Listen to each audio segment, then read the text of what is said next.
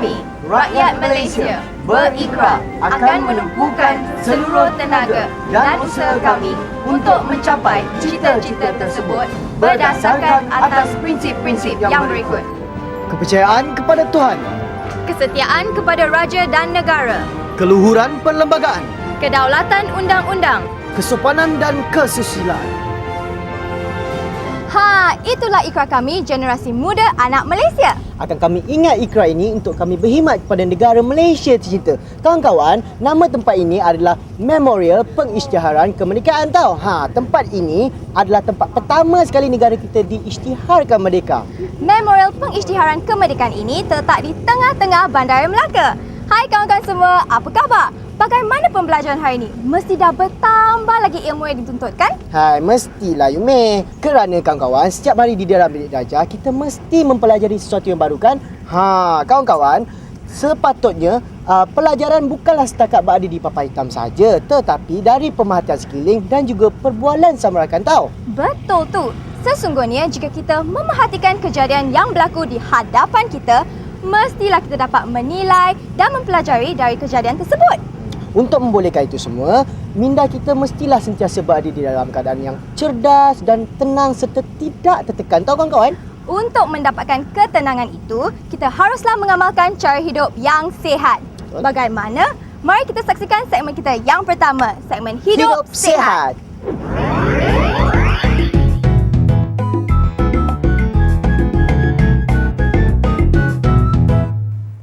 Murid-murid, sedarkah anda semua bahawa ramai rakyat Malaysia yang mempunyai berat badan berlebihan, tidak aktif dan terlalu banyak menghisap rokok? Kebanyakan daripada mereka mempunyai kandungan kolesterol yang tinggi dan bahan-bahan lemak lain di dalam darah mereka. Ramai juga yang mendapat penyakit darah tinggi. Sejak dari kecil, kita kurang mengambil kira cara pemakanan kita. Walaupun kita mengetahui tentang cara pemakanan seimbang, tetapi kita tidak pernah mengamalkannya.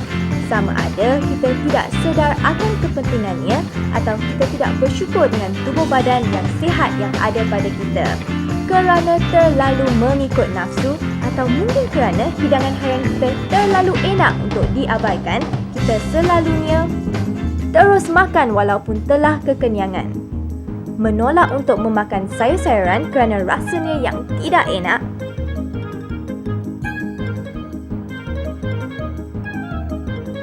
Tabiat pemakanan yang diselang-selikan dengan meminum air.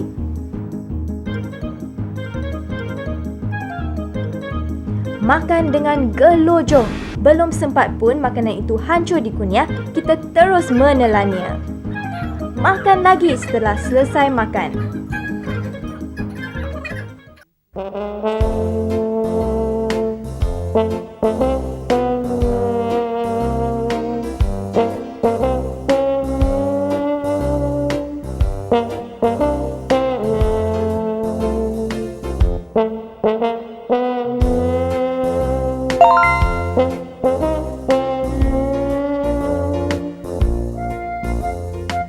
Memakan makanan yang tidak sihat dan mendatangkan penyakit, contohnya jajan. Murid-murid akan merasai faedah maksimum dengan mempelajari tabiat amalan hidup sihat dan pemakanan seimbang di peringkat awal hidup kamu semua. Berikut adalah 5 cara hidup sihat yang boleh diamalkan dan dikekalkan. Jauhi tabiat merokok. Mengurangkan kolesterol dalam makanan. Gunakan hasil susu tanpa lemak. Hadkan pengambilan kuning telur tidak lebih daripada 3 biji seminggu. Gunakan bahan-bahan lain tanpa kolesterol untuk menggantikannya. Gunakan kaedah memasak tanpa minyak seperti membakar, memanggang, merebus dan mengukus. Elakkan menggoreng. Perubahan diet tidak boleh dilakukan dengan tiba-tiba. Adalah berbahaya kepada badan jika nutrien penting tidak diambil. Diet yang melampau boleh menyebabkan masalah kesihatan yang lain. Mari kita minta pandangan dari pakar pemakanan kita tentang masalah pemakanan seimbang ini dan bagaimana caranya kita boleh lebih menghargai tubuh badan kita. Diet yang seimbang ialah diet yang diambil mengikut keperluan kalori dan nutrien yang bersesuaian bagi seseorang individu. Makan pelbagai jenis boleh membekalkan kesemua nutrien yang diperlukan untuk membesar, berfikir, bekerja dan juga melakukan aktiviti fizikal.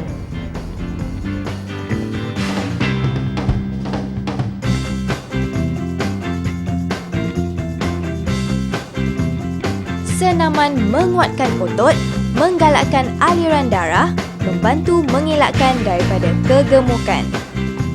Jangan memulakan senaman yang berat jika kamu tidak pernah berbuat demikian. Ini mungkin dengan sendirinya menyebabkan serangan jantung. Mintalah nasihat doktor sebelum memulakan program senaman. Apabila mengambil bahagian di dalam sebarang program senaman, jangan tergesa-gesa untuk meningkatkan aktiviti fizikal anda. Amalan yang baik patut dicontohi. Misalnya, janganlah menaiki kereta jika anda patut berjalan kaki. Tak salah kan? Kesemua kita dilahirkan dalam keadaan yang cukup sihat. Sama ada kita mensyukuri nikmat Tuhan dengan tubuh badan kita yang sihat ini, hanya kita yang mengetahuinya. Kalau kita rajin menjaga tubuh badan kita, kita akan terus sihat sepanjang masa. Bila kita sihat, kita boleh belajar dan melakukan segala aktiviti tanpa sebarang masalah. Betul tak para pelajar?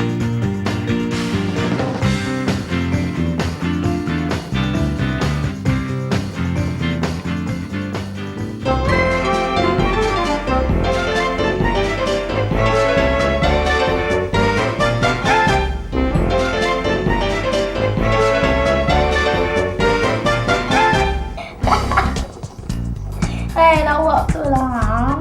Bisinglah orang nak belajar. Silakan. Okey, buatkan.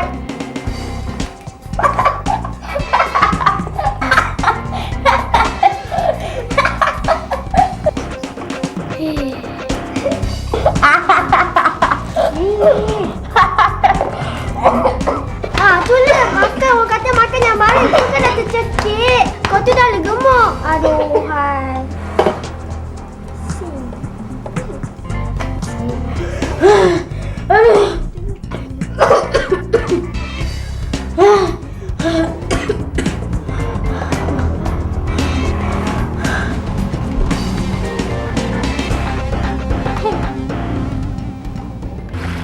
Itulah kisahnya kawan-kawan tentang cara hidup yang sihat dan nasihat oleh pakar diet kita. Betul cakap Yumi tu kawan-kawan. Kawan-kawan, ada antara kita, terutamanya perempuan lah, kadang-kadang tu terlalu nak menjaga badan sampai tak makan pun ada. Habis yang lelaki pula tu tak henti-henti makan. Tu yang kena tukar saiz seluar setiap tahun tu kenapa? Awak ni Yumi, pandai aja. Hai, baiklah kawan-kawan, kita kalau nak melakukan sesuatu boleh, tapi janganlah terlalu melampau. Yelah, macam kalau nak berdiet boleh, tapi jangan sampai tak makan. Nak makan pun boleh, jangan pula sampai terlebih makan. Kenalah seimbang, bersenam dan jadikan suatu rutin untuk membuat pemeriksaan kesihatan dari masa ke semasa. Barulah otak kita cerdas untuk diasah semasa belajar. Itu kita baru cakap tentang kesihatan jasmani. Belum lagi tentang kesihatan rohani. Rohani binti. Ish, awak ni. Kesihatan rohani lah bagaimana dan di mana harus kita mulakan dengan kesihatan rohani ni. Di mana? Satu soalan yang baik. Semestinya di rumah kawan-kawan, mulakanlah bersama keluarga. Mari kita saksikan apa yang Eddie maksudkan dengan permulaan di rumah dalam segmen kita yang seterusnya. Segmen Isu.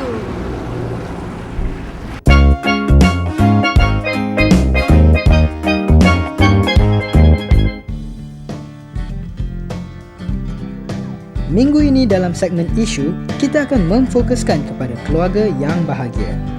Kawan-kawan semestinya mempunyai ibu dan ayah serta adik-adik atau kakak dan abang di rumah kan?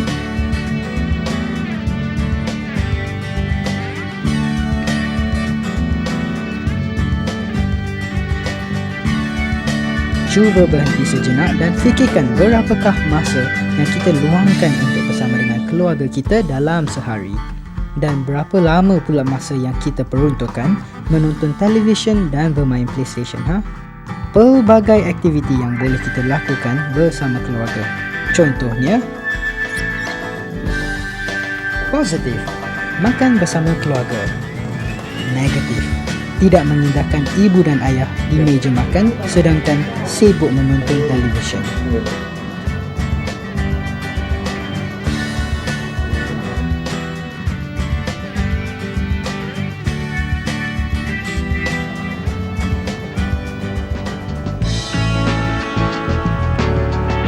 Positif, menonton bersama keluarga.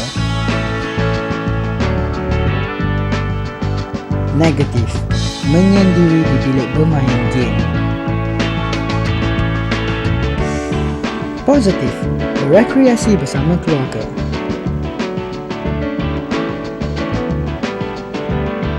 Negatif, tidur.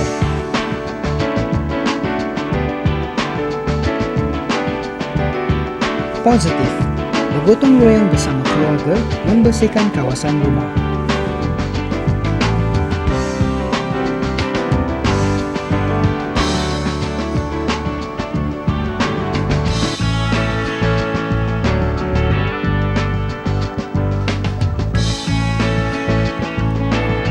Negatif, mendengar muzik di bilik. Segalanya tak susah kan?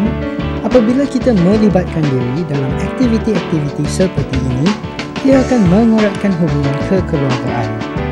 Perbualan secara tidak langsung semasa melakukan aktiviti keluarga ini membolehkan kita berkomunikasi dan berinteraksi sesama ahli keluarga, berkongsi masalah dan pandangan, mengenal antara yang salah dan yang tidak berdasarkan pengalaman ahli-ahli keluarga kita yang mungkin telah melalui masalah yang sama seperti kita.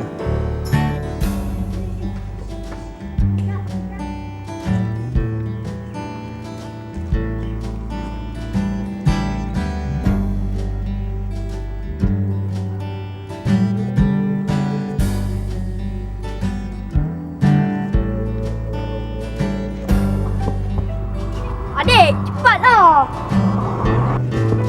Ini lambatlah.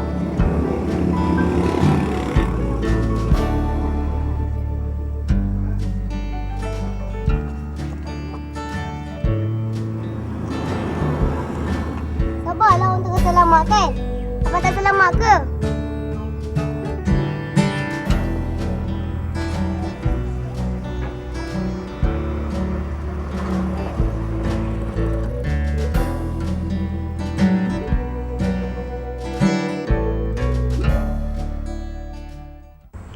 Itulah dia Eddie. Kadang kita lupa untuk menunjukkan kasih sayang kita kepada kedua ibu bapa kita. Betul tu Ime, tak adil kan? Ibu bapa kita tidak pernah jemu memberi kita bantuan dan sentiasa bersama kita. Cubalah kawan-kawan bayangkan, sejak kita dari kecil hingga kita dewasa, mereka akan sentiasa memberi kita pertolongan atau bantuan sekiranya kita memerlukannya. Betul tak Yumi? Betul tu Eddie. Jadi kawan-kawan, jangan sesekali lupa akan tanggungjawab kita dan jangan sesekali merasa rugi untuk menyayangi kedua ibu bapa kita. Ingat tu kawan-kawan, ingatlah betapa bertuahnya kita masih mempunyai kedua ibu bapa kita. Apa yang akan kami paparkan kepada kawan-kawan kali ini mungkin akan menyedarkan kawan-kawan betapa pentingnya kita menghargai kedua ibu bapa kita.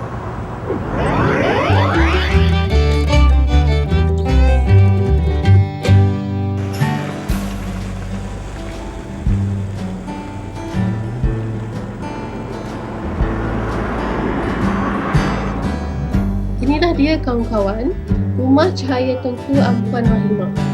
Di sini, adik-adik dan rakan-rakan kita yang kurang bernasib baik menjalani kehidupan seharian mereka sebatang kara, menumpang kasih kepada mereka yang sudi memberi dan menyayangi. Mereka tidak memandang nilai kesenangan dan mereka tidak pernah lupa bersyukur dengan apa yang ada pada mereka. Mari kita jumpa dengan adik-adik kita, tanya mereka jika mereka ada pilihan lain di dunia ini, apa yang akan mereka pilih? Hai, nama saya Nurul Syahira binti Syamsul. Alhamdulillah, sudah 5 tahun saya menetap di sini. Duduk bersendirian tanpa keluarga. Sudah menjadi tanggungjawab sendiri. Bila ada je waktu lapang, saya akan habiskan bersama kawan-kawan. Belajar bersama kawan-kawan, makan bersama kawan-kawan, solat bersama, dan merekalah keluarga saya sekarang.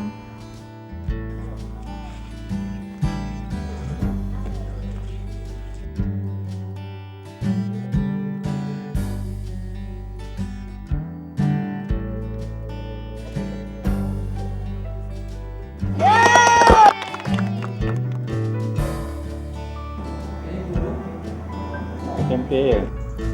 Saya tak ada ayah. Sudah hampir 15 tahun. Saya duduk dengan ibu. Ayah saya meninggal sejak saya berusia setahun lagi. Masa tu, adik saya dalam kandungan. Hidup saya selepas kematian ayah boleh diibaratkan seperti kais pagi makan pagi, kais petang makan petang.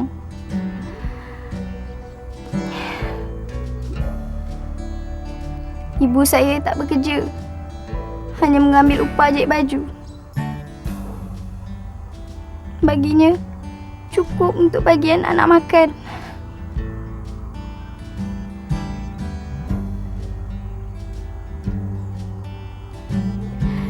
Bila saya kenal dunia, saya tahu saya lagi kecil tak ada ayah. Bila pergi ke sekolah, saya melihat kawan-kawan saya yang ada ayah. Saya teringin nak ayah. Teringin sekali. Tapi saya tahu saya tak mungkin dapat ayah.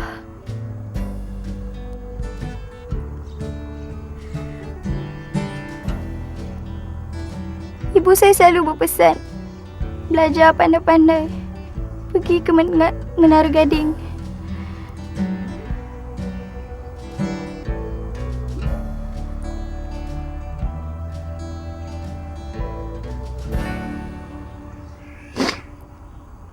Dan sewaktu umur saya 11 tahun, alhamdulillah, saya ditempatkan di sini.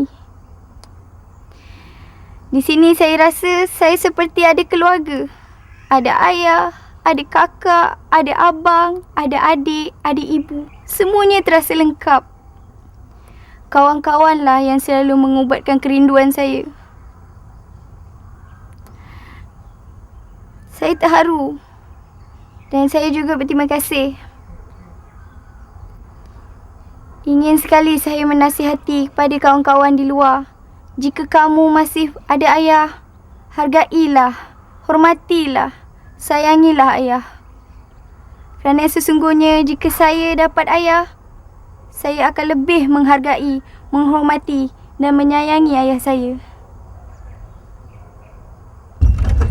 Bukan semua orang bernasib baik seperti kita, kan kawan-kawan? Kang Yume? Sepatutnya kita lebih menyedari dan bersyukur dengan apa yang ada pada kita. Betul. Bagi adik-adik kita tadi tu, mereka tetap tabah menghadapi segala dari hidup mereka. Yes. Eddie, kalau ada kesempatan kan, Ya. Yumi nak bawa adik-adik pergi jalan-jalan lah. Macam kita ni, Ya. kita lembu. Tentu saja. Dia ada satu lagu untuk adik-adik kita dengar. Kereta lembu dari Melaka ditarik pula lembu perkasa. Baiklah adik-adik, nampaknya sampai di sini saja rancangan kita pada kali ini. Jadi jangan lupa temu janji kita pada minggu depan dengan topik kita yang baru ya. Sehingga bertemu lagi. Salam hormat dari kami. Ingat betapa pentingnya kesihatan yang sempurna dan hargailah keluarga kita ya adik-adik, kawan-kawan semua. Bye-bye.